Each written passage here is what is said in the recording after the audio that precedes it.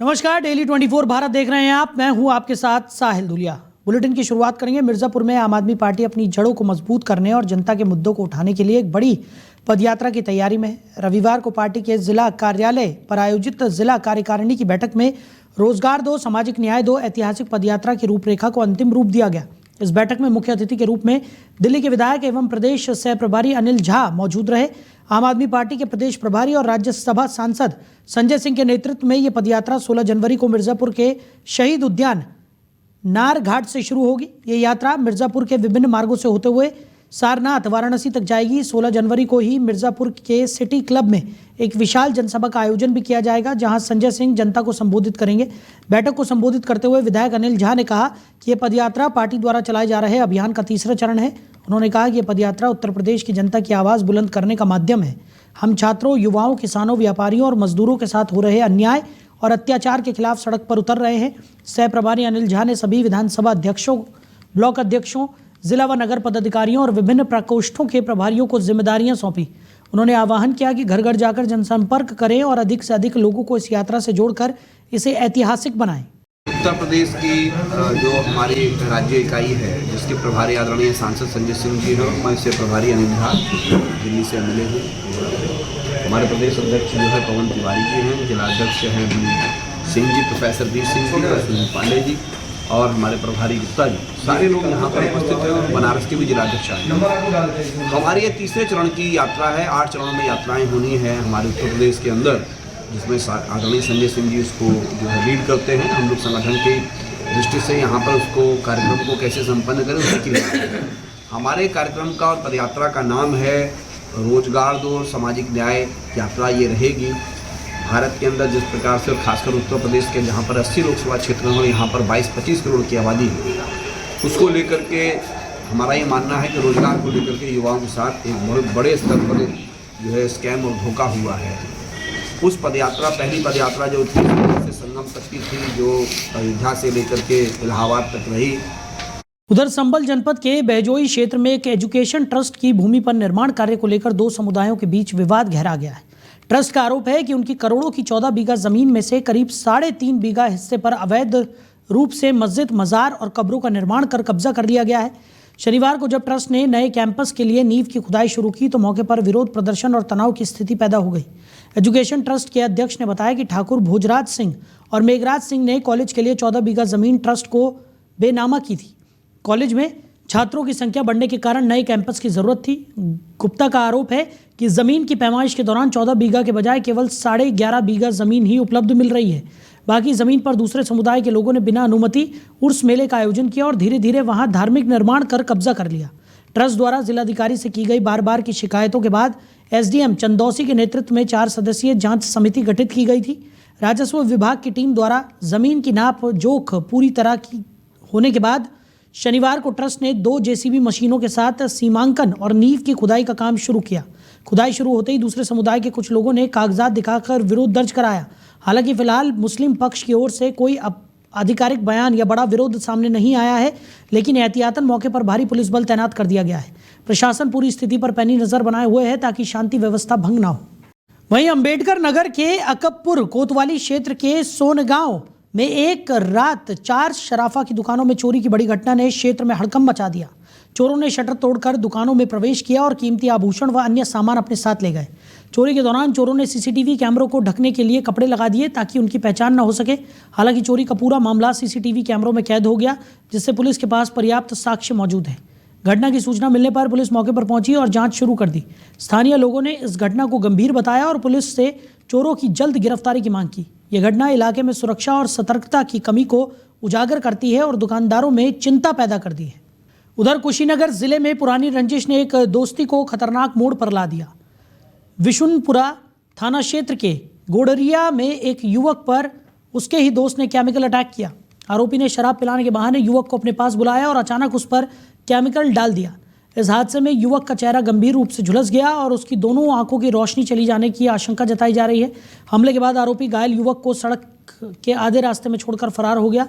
परिजनों ने गंभीर हालत में युवक को देखकर तुरंत दुधई सीएचसी में प्राथमिक उपचार के लिए पहुंचाया। प्राथमिक उपचार के बाद गंभीर स्थिति को देखते हुए उसे कुशीनगर मेडिकल कॉलेज रेफर कर दिया गया, जहां उसकी हालत गंभीर बनी हुई है और इलाज चल रहा है। इस घटना के बाद पुलिस एक युवक को हिरासत में लेकर मामले की जांच शुरू कर चुकी है। घटना ने इस क्षेत्र में लोगों की चिंता और भय की स्थिति को पैदा कर दिया है। ये वारदात दोस्ती और पुरानी रंजिश के खतरनाक परिणाम को उजागर करती है। साथ ही ये संदेश देती है कि किसी भी तरह के विवाद को शांतिपूर्ण ढंग से सुलझाना ही सुरक्षित और बुद्धिमानी भरा कदम होता है। बढ़िया वहाँ दारू वारू पिलाया खिलाया, वहाँ फेंका, वहाँ खिला पिला कर इसको तो दवा फेंका इसके ऊपर, वो केमिकल फेंका इसके ऊपर, वो गिर गया दम दे। और गिरने के बाद से इसके बाद पानी फेंका 2-3 लोग मिल करके, और इसके बाद से बीच में मोटरसाइकिल पे बैठाया और लक्ष्मीपुर ला कर छोड़ दिया। आँख से दिखाई नहीं दे रहा था, बीच रास्ते में खड़ा होकर के ऐसे ऐसे हाथ हिला रहा था। तब तक हम जोते हम लोग पहुँच गए वहाँ पे। उसके बाद से घर लेकर आए हैं। उसके बाद से प्रशासन के पास फ़ोन किए हैं, प्रशासन आए हैं, तब वहाँ लेके गए हैं दुधई ब्लॉक पे, और दुधई ब्लॉक से रिफर है तो यहाँ जिला पे आए हैं। 5-6-7 महीना पहले झगड़ा हो चुका है, इसका सा और उसका से नहीं, लड़कवा से नहीं, दोनों से झगड़ा हो चुका है 5-6 महीने पहले। और उसके बाद से बाहर लोग चले गया, और 2-3 दिन बाद से आया है बाहर से, 2-3 दिन हो गया। उसके बाद से इसको बुला कर लेके गया है, इसको वहाँ लिया करके धोखा कर दिया इसके साथ। बढ़िया आगे बढ़ेंगे, रुक करेंगे बड़ी खबर का। 2026 में हज जाने वाले यात्रियों का प्रशिक्षण जल्द शुरू होगा। आपको बता दें कि हज प्रशिक्षकों को पहले प्रशिक्षण दिया जाएगा। हज कमेटी ऑफ इंडिया ने कार्यक्रम घोषित कर दिया है। चयनित प्रशिक्षकों को 2 दिवसीय प्रशिक्षण होगा और 10 और 11 जनवरी को ये प्रशिक्षण होने वाला है। मुंबई के हज हाउस में विशेष प्रशिक्षण आयोजित किया जाएगा। सभी चयनित ट्रेनर्स को रिपोर्ट करना होगा। 10 जनवरी की सुबह 7:30 बजे रिपोर्ट करना अनिवार्य बताया गया है। प्रशिक्षण में फेल होने वाले ट्रेनर्स को प्रमाण पत्र नहीं मिलेगा। ट्रेनर्स को AC 3 टियर रेल किराया व 1000 रुपये मानदेय भी दिया जाएगा।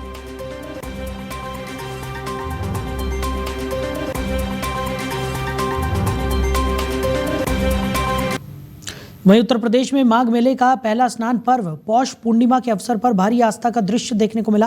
प्रयागराज के संगम तट पर सुबह से ही श्रद्धालुओं का जनसैलाब उमड़ा और लगभग 28 लाख लोगों ने अपने विश्वास और भक्ति के प्रतीक के रूप में आस्था की डुबकी लगाई।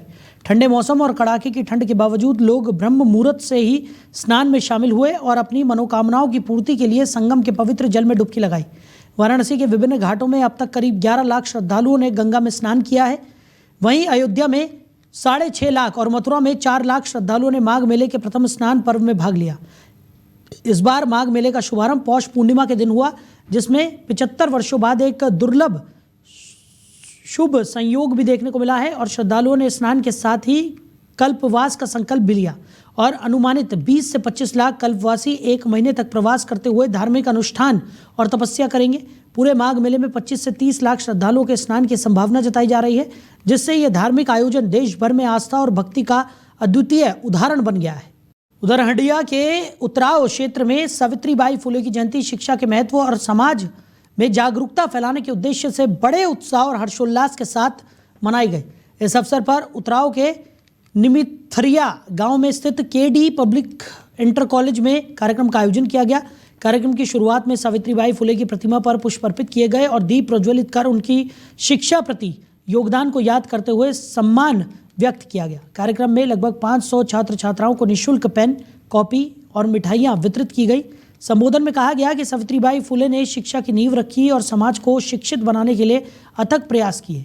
महिलाओं की शिक्षा के प्रति उनका समर्पण और लड़कियों के लिए स्कूल खोलना इतिहास में एक महत्वपूर्ण कदम रहा। शिक्षा ही समाज में जागरूकता, परिवारों और गांव में भाईचारा और एकता को बढ़ाती है। इस अवसर पर कॉलेज के अध्यापक और अध्यापिकाओं को भी पेन और उपहार देकर सम्मानित किया गया। छात्र छात्राओं ने पेन, कॉपी और मिठाइयाँ पाकर खुशी व्यक्त की। वहीं अध्यापक और अध्यापिकाओं ने कार्यक्रम की सराहना करते हुए कहा कि शिक्षा प्राप्त करना हर व्यक्ति के लिए आवश्यक है और समाज में शिक्षा के क्षेत्र में सहयोग करने वाले समाजसेवी महत्वपूर्ण भूमिका निभाते हैं। कार्यक्रम में समाजसेवी एवं संस्थान के सदस्यों के साथ अन्य उपस्थित लोग भी शामिल हुए। कॉलेज के प्रबंधक और प्रधानाचार्य ने सभी अतिथियों का स्वागत कर आभार व्यक्त किया। इस कार्यक्रम ने न केवल छात्रों में उत्साह और खुशी पैदा की, बल्कि समाज में शिक्षा की महत्ता को भी उजागर किया। उधर चंदौली जिले के सैयद राजा रेलवे स्टेशन पर एक दिल दहला देने वाला वीडियो सामने आया है। इस वीडियो में देखा जा सकता है कि पतंग उड़ाने के दौरान एक किशोर लड़का ट्रेन की पटरी के पास पहुंच गया और खतरे में पड़ गया, तो किसी तरह वो पटरी के नीचे लेटने से बच गया, जिससे उसकी जान बाल बाल बची। वीडियो सोशल मीडिया पर तेजी से वायरल हो गया और देखते ही देखते लोगों के बीच चर्चाओं का विषय भी बन गया। इस घटना ने रेल सुरक्षा और बच्चों की लापरवाही के खतरों को भी उजागर किया।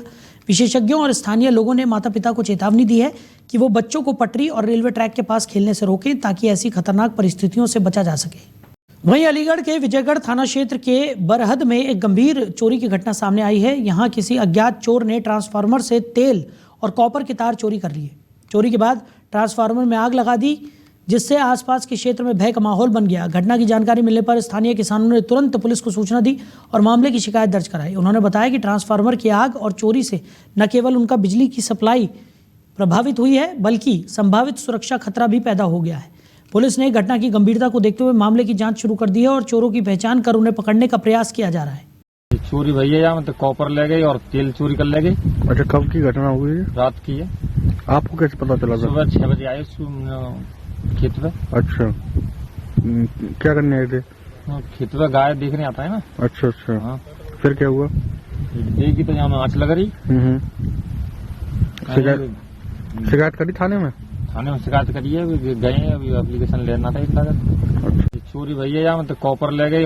उधर अंबेडकर नगर जिले में 21 नवंबर से लापता हुए एक मासूम बच्चे का अब तक कोई सुराग नहीं लग पाया है, जिससे पुलिस की कार्यशैली पर गंभीर सवाल उठने लगे हैं। बच्चे के गायब हुए 43 दिन बीत चुके हैं, लेकिन अब तक पुलिस उसे खोजने में सफल नहीं हो पाई है। लंबा इंतजार और अनिश्चितता परिवार के लिए बेहद पीड़ादायक साबित हो रही है। कड़ाके की ठंड के बावजूद बच्चे के पिता और अन्य परिजन लगातार धरने पर बैठे हुए हैं और अपने बेटे की सकुशल बरामदगी की मांग कर रहे हैं। परिजनों का कहना है कि जब तक बच्चा नहीं मिल जाता उनका संघर्ष जारी रहेगा। मां की हालत बेहद खराब है और वो लगातार रो रो कर अपने बेटे को याद कर रही हैं, जिससे माहौल और भी भावुक हो गया है।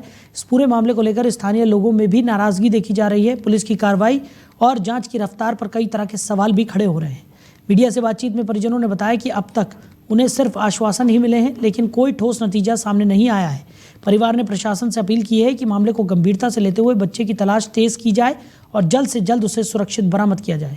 जी, मैं हिमांशु का चाचा हूँ। हिमांशु आज 21 नवंबर से गायब है, अभी तक कुछ पता नहीं है और मैं यही मांग करना चाहता हूँ कि हिमांशु को जल्दी से जल्द खोज के लाया जाए, कहीं से ढूंढा जाए। और प्रशासन जो कुछ कर नहीं रही है, जो है यहाँ जिले से लेके थाने तक कोई प्रशासन हमारा कुछ सुन नहीं रहा। हम लोग की बात कोई नहीं सुना है। यहाँ आज 45वां दिन हो गया है, हिमांशु विश्वकर्मा गायब हुआ है, लेकिन कोई खबर नहीं है। हिमांशु विश्वकर्मा अपने घर से निकलता है, डडवा चौराहे पे जाता है, सब्जी लेता है, वहां से अपनी दवा लेता है, फिर चलता है कहीं जो स्कूल का ड्रेस ब्लेजर लेने के लिए गया है, वहीं से गायब है। तब से कुछ पता नहीं चल पा रहा है। जी, अगली खबर अंबेडकर नगर से है, जहां करीब 2 महीने पहले चोरी हुई बाइक के मामले में पुलिस की कार्यशैली पर गंभीर सवाल खड़े हो गए। अकबरपुर कोतवाली क्षेत्र के अंतर्गत जौहरडी गांव निवासी पीड़ित की बाइक चोरी होने के बाद उसे मामले की ऑनलाइन शिकायत दर्ज कराई थी, जिसके बाद संबंधित दीवान ने पीड़ित से बाइक देने के नाम पर 15,000 की रिश्वत मांगी थी, जिसका वीडियो किसी व्यक्ति ने रिकॉर्ड कर लिया था, जिसके बाद वो वीडियो सोशल मीडिया पर वायरल हो रहा था। वीडियो सोशल मीडिया पर वायरल होने के बाद पुलिस महकमे में हड़कंप मच गया। वहीं मामले के तूल पकड़ने और वीडियो के संज्ञान में आने के बाद पुलिस अधीक्षक ने त्वरित कार्रवाई करते हुए आरोपी दीवान धर्मेंद्र सरोज को निलंबित कर दिया है। साथ ही प्रकरण की विभागीय जांच के आदेश भी दे दिए गए हैं। उधर अमरोहा जिले के गजरौला क्षेत्र में नेशनल हाईवे 9 पर एक थार वाहन से खतरनाक स्टंट करना चालक को भारी पड़ गया।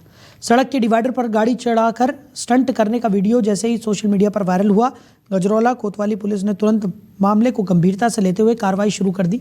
इस तरह की लापरवाही से न केवल चालक की जान खतरे में पड़ सकती थी, बल्कि सड़क पर चल रहे अन्य लोगों की सुरक्षा भी प्रभावित हो सकती थी।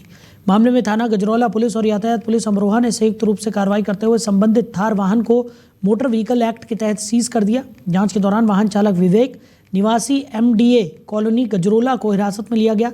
पूछताछ में चालक ने अपनी गलती स्वीकार की और पुलिस के सामने भविष्य में इस तरह की हरकत न करने के लिए माफी भी मांगी। पुलिस ने चालक को कड़ी चेतावनी देते हुए स्पष्ट किया कि यातायात नियमों का उल्लंघन करने वालों के खिलाफ सख्त कानूनी कार्रवाई की जाएगी। साथ ही दोबारा स्टंट या लापरवाही ड्राइविंग करते हुए पाए जाने पर कठोर कदम उठाने की बात भी कही गई। पुलिस ने आम लोगों से भी अपील की कि वो स्टंट पर पूरी तरह से रोक लगाएं, सड़क पर स्टंट करने से बचें और यातायात नियमों का पालन करें, ताकि किसी भी तरह की दुर्घटना से बचा जा सके। तो नेशनल हाईवे 9 पर थार से स्टंट करना इस युवक को भारी पड़ गया।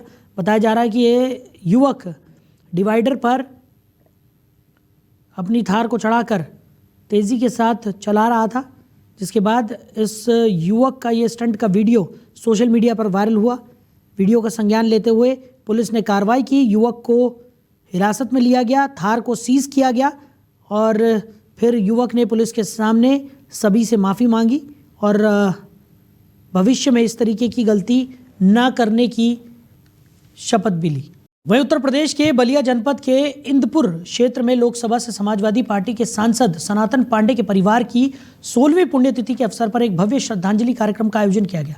इस अवसर पर बड़ी संख्या में लोग श्रद्धांजलि देने पहुंचे, जिससे पूरा क्षेत्र जन सैलाब से भर गया। कार्यक्रम के दौरान माहौल भावुक रहा और उपस्थित लोगों ने दिवंगत आत्माओं को याद करते हुए नम आंखों से श्रद्धा सुमन अर्पित किए। इस श्रद्धांजलि सभा में समाजवादी पार्टी के कई विधायक मौजूद रहे। वहीं कांग्रेस के जिलाध्यक्ष सहित अन्य राजनीतिक दलों के प्रतिनिधियों और हजारों स्थानीय लोगों ने भी सहभागिता की। कार्यक्रम के दौरान सांसद सनातन पांडे ने जरूरतमंद लोगों की मदद करते हुए सैकड़ों गरीबों को कंबल वितरित किए। समाजवादी पार्टी के राष्ट्रीय सचिव अवलेश सिंह भी इस मौके पर उपस्थित रहे और उन्होंने भी श्रद्धांजलि अर्पित की। उल्लेखनीय है कि आज से 16 वर्ष पहले एक दर्दनाक विमान हादसे में सांसद सनातन पांडे के भाई, भाभी, भतीजे और उनकी पुत्री का निधन हो गया था। इस हादसे ने पूरे परिवार और क्षेत्र को गहरे सदमे में डाल दिया था। उन्हीं की स्मृति में हर वर्ष पुण्यतिथि का आयोजन किया जाता है, जिसमें बड़ी संख्या में लोग शामिल होकर दिवंगत आत्माओं को श्रद्धांजलि देते हैं और उनके प्रति अपनी संवेदना भी प्रकट करते हैं।